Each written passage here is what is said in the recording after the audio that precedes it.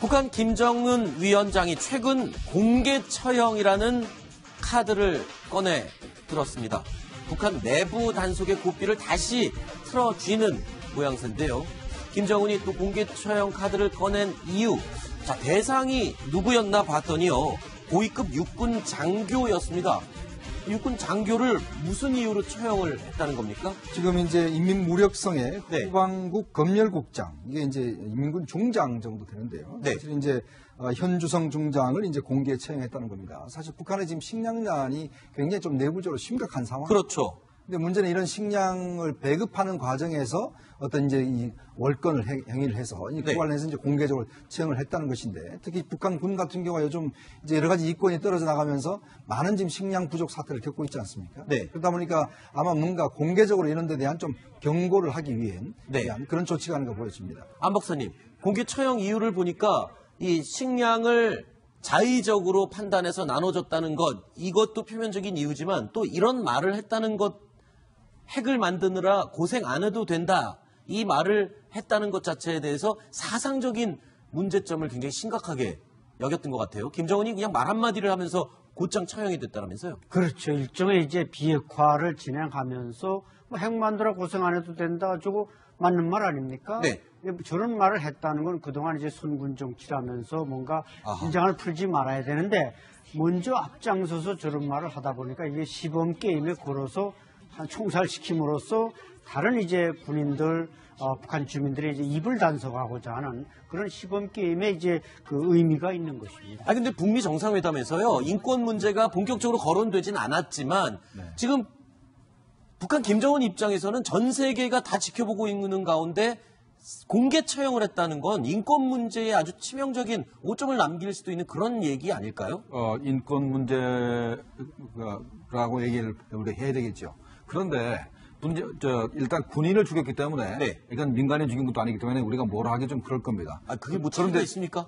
일단 군인이 군법을 어겼기 때문에 총살시켰다 하면은 일반 민간인 처형하고 좀 다르기 때문에, 네. 어쨌든 간에 인권 문제를 우리가 제기할 수는 있죠. 네. 근데 제목이 중요한 겁니다. 네. 뭐라 그랬습니까? 핵만이나 고생 안 해도 된다 그랬지 않습니까? 북한이 비핵화를 하겠다 그러면서 저런 말을 할 수 있는 거 아닙니까? 그렇죠. 북한이 비핵화 정말 할 의사가 있다면. 그런데 핵 만들어 고생 안 해도 된다, 더 이상 핵을 만들 필요 없다 하니까 이게 이적핵이다 그러면서 죽겠단 말입니다. 네. 그렇다면 북한이 내부적으로 북한 군대나 북한 주민들을 어떻게 좀 통제하고 있느냐 부분인데, 비핵화 의지가 없다는 얘기 아니겠습니까? 네. 우리가 그런 부분에 주목해야 됩니다. 알겠습니다. 자, 앞서 태영호 전 공사는요, 김정은이 각종 기념 행사장에서마저도 공포 분위기를 조성하고 이어가고 있다라고 증언을 한 적이 있었죠. 들어보시죠. 사람들이 들어가는 로정에 기관 창구를 겨누고 있습니다. 들고 있는 저 군인이 아차 실수해서 방아쇠라도 당기면 내가 순간에 몸 날아나겠는데, 저거 내가 죽을 수 있으니 정말 행동을 조심해야 되겠다. 자, 이런 가운데 미국 정부가 지금 국무부에서 북한을 인신매매 국가로 지정을 했어요. 인권 문제를 그동안 얘기를 안 하고 있었는데 갑자기 이제 또 인권 문제를 다시 꺼내기 시작했습니다. 네, 어떻게 보면 비핵화 협상에서는 의제로 오르지 않았지만, 네. 실제 국제사회가 북한을 어떻게 보고 있는지를 보여주는 하나의 이제 지표가 나온 건데요. 네. 이 미 국무부가 발표한 2018년 인신매매 보고서에 따르면 이 북한은 이 3등급 국가입니다. 최하위 국가로 이렇게 분류가 되어 있습니다. 그만큼 인신매매가 좀 심각하다, 이렇게 보고 있는 것입니다. 네. 어떤 종류의 인신매매를 지금 자행하고 있는 겁니까, 북한 사회에서? 북한에서 지금 특히 이제 어린이, 고아들이 많이 늘어나고 있지 않습니까? 네. 어제도 이제 우리 뉴스탑10에서 지적했지만 이제 이혼이 늘어나고, 네. 가정 해체가 늘어나니까 고아들이, 꽃제비는 조금 줄었다고 하지만 방황하는 어린이들, 버려진 어린이들이 많습니다. 네. 그러다 보니까 이 어린이들을 이제 수용하는 A유권, 보육원 이런 게 많이 북한 언론에도 등장하는데, 네. 그걸 다 수용해서 집단적으로 관리를 하는 겁니다. 왜냐하면 그들이 이제 탈북을 하거나 북한 밖으로 나가면 북한의 인권 침해 실태가 폭로가 되니까. 네. 근데 거기에 대해 지금은 이제 완전히 인민보안성에서 보초를 세우고 총도 들고 있고 이렇게 해서 절대 이제 자유로운 활동을 못하도록 이렇게 이제 통제를 하고 있는 것입니다. 네. 인신매매는 어떤 종류의 인신매매가 이루어지는 겁니까? 북한 사회에서? 북한 사회에서는 뭐 중국으로 이제 브로커들이 그냥 여성들을 인신매매해서 건너보내기도 하고 네. 북한 내에서도 지금 뭔가 그 성매매라든지 이런 게 이제 기차역 주변이나 버스터미널 주변에 많이 생겨가지고 작년에 북한이 최초로 세계 에이즈 날 행사 12월 7일 이 행사를 진행했습니다. 네. 공개적으로 진행했습니다. 이것은 아하. 북한 내 상당히 인신매매와 성문란이 일어나고 있다. 이런 반증으로도 되는 것입니다. 네, 어린애들이 자꾸 이제 그 A요건이나 이제 보육원에서 자꾸 사라지거든요. 네. 두 가지 이유를 합니다. 아, 뭐죠? 그러니까 일단 A요건의 보육원에서 A유권이라고 하는 건 고아원을 말씀하시는 그러니까 거죠? 부모가 없는 아이들을 이제 모아놓은 게 A요건이랍니다. 네. 그러니까 부모가 없는 이제 이유가 있는 것이 그 부모가 우리나라로 이제 탈북을 해서 아하. 한국에 있는 이제 부모가 있어서 이 사람들이 애들을 갖다가 한국으로 다시 데려오기 위해서 노력하기 때문에 네. 이게 에어건이나 보육원 앞에다가 이제 보초를 세웠다는 거 아닙니까? 아하. 그다음에 또 하나는 이제 지금 현재 인신매매도 이제 막게 하는 것인데 보초를 세워서 이제 탈북을 막겠다는 그 조치이기 때문에 네. 그런 측면에서 보면 이제 북한이 얼마나 현재 탈북을 막기 위해서 노력하는가 하는 부분을 우리가 알 수 있는 겁니다. 네. 자, 이 A유권, 고아원, 보육원 이런 데도 보초를 세워서 아이들을 감시할 정도로 이 탈북에 지금 예민하게 지금 북한이 대응을 하고 있군요. 자, 그런데 오늘 저희가 좀 특이한 사진 하나를 단독으로 입수해서 공개를 하겠습니다. 안 박사님이 어렵게 구해온 사진인데 이게 보니까요. 최근에 북한 내부의 모습을 찍은 사진이에요. 자동차 뒤쪽, 트럭 뒤쪽에 두 사람이 앉아 있는데 김이 막 모락모락 나오고 있습니다. 이거 뭡니까? 그게 이제 목탄차라는 겁니다. 목탄차요? 예. 목탄으로 움직입니까, 저 차는? 그렇죠.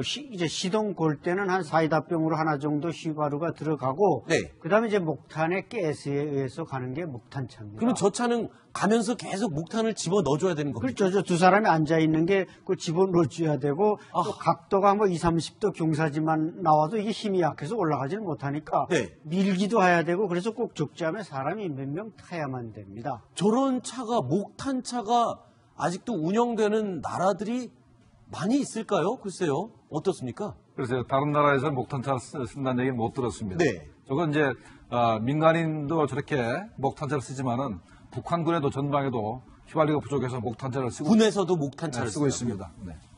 아, 그러니까 저게 이제 일제 때 있었던 차입니다. 일제 네, 말기에 네, 네. 저런 게 있었다는데 북한에도 해방되고 나서는 저런 게 다 없어졌었습니다. 그러다가 78년부터 이게 에너지 사정이 긴박해지니까 목탄차가 나왔고 지금 저 화면에 나오는 게 원래 목탄차죠? 저게 목탄차. 아까 사진으로 저희가 공개한 게 그거 똑같은 거. 아하, 그렇군요. 그러니까 속도를 30km 이상 낼 수가 없이 천천히 갑니다. 저거. 네.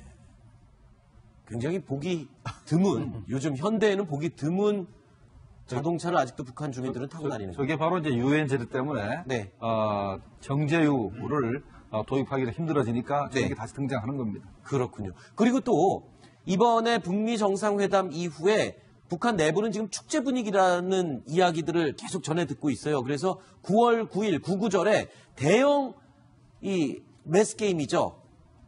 아리랑 공연을 준비하고 있다라고 알려졌는데 실제로 지금 공원에서 준비하고 있는 광장에서 매스게임 준비하고 있는 사진도 저희가 지금 입수를 했습니다. 최근에 찍은 북한 내부의 사진이라고요. 네, 그렇습니다. 저게 이제 김일성 경기장 앞에서도 연습하고 또 네. 워낙 그 10만여 명이 동원돼야 되니까 한 장소에서 연습할 수가 없이 이게 분리해서 연습을 하는데 뭐 김일성 광장에서도 연습하고 5.1 경기장에서도 연습하고 이 연습한 파트별로 나중에 이제 종합 연습을 해가지고 개막식을 하는데 저게 이제 북한의 또 전문가들이 저게 또 상당히 많습니다. 네. 그래가지고 북한이 이제 매스게임은 또 제일 잘하지 않습니까? 네. 집단주의니까. 그래서 한때는 이제 아프리카나 뭐 북경 올림픽 때도 네. 북한이 가서 좀 하려고 그랬는데 이게 북한식으로 따라주지 않으니까 하지를 못했다는 겁니다. 자, 이 또 다른 사진이 입수한 게 있는데요. 이 사진 좀 설명을 해주실까요? 굉장히 멋진 조명을 받고 있는 저 개선문. 건축물. 저게 네. 뭡니까? 개선문이라는 건데 프랑스에 있는 개선문이 아닌 것 같아요. 프랑스 거를 본다고 북한에도, 했지만 네. 평양에 바로 김일성 경기장 앞에 저 개선문을 만들었는데 아하. 김일성이가 이제 북한에서는 뭐 일제를 타도하고 개선했다지만 사실은 원산항으로 45년 9월 19일 날 몰래 들어오지 않았습니까? 네. 그걸 이제 개선했다 그래가지고 연한 알겠습니다. 우상물로 이제 만들어놨습니다. 알겠습니다. 저 개선문이 프랑스의 그 파리 개선문을 그대로 베낀 건 막았는데 네. 그 대신 1m 높게 만들었습니다. 알겠습니다. 그것도 또 북한 특유의 자존심이군요.